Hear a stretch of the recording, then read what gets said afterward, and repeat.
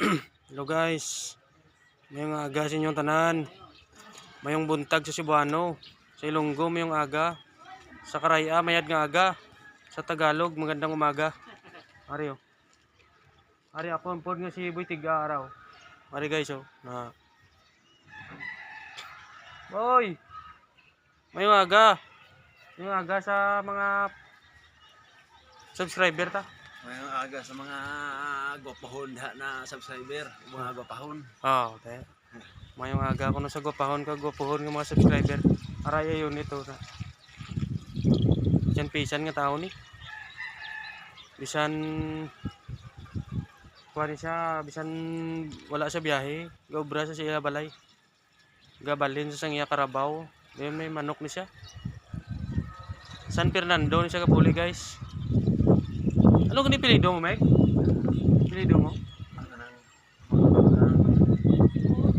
Makapal. Taga Samar ni siya guys, nagkadto siya di. Ay permi kuno ginagyan bagyo to ila lugar. Diri sa Negros na lang kay daw diri talagsa lang bagyo di. Oh. Okay guys, Magtapas na sa tubo. tudluan taka mo anay guys kung paano magamit charger guys ari oh. Okay guys oh.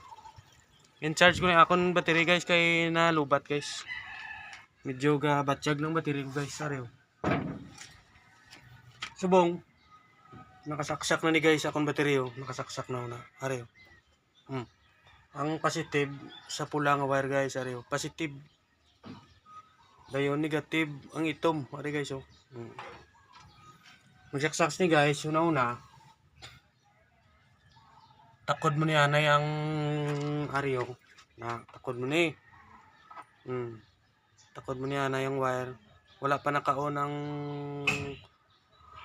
kuryente guys, wala pa. Takod mo na. Dayon saksak mong kuryente. Then i-on mo ni guys so araw. May ngalan on oh. Araw. May ngalan nga on. Ara siya. Pag magsiga ni ba guys, ang pula ni botsing ganon, okay na siya. Ang connection niya naka-on na. Then pero sa akon 24 volt ni. Diri ko ginbutang ni sa 24 volt guys. So antes ko isaksak guys. Amo na siya dapat kay para hindi maglupok guys.